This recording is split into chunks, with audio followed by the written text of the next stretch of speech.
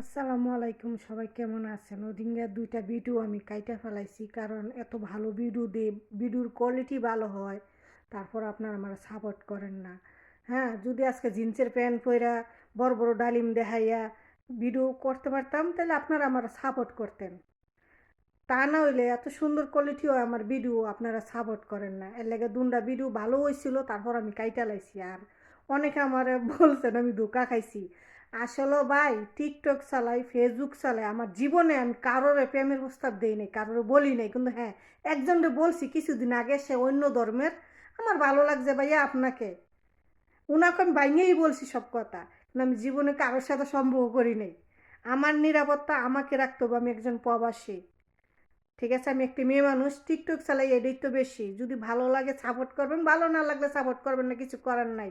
তো ভালো থাকবেন। এখন দুপুরে রান্না করব, তাই ভিডিওটা দিলাম আগে।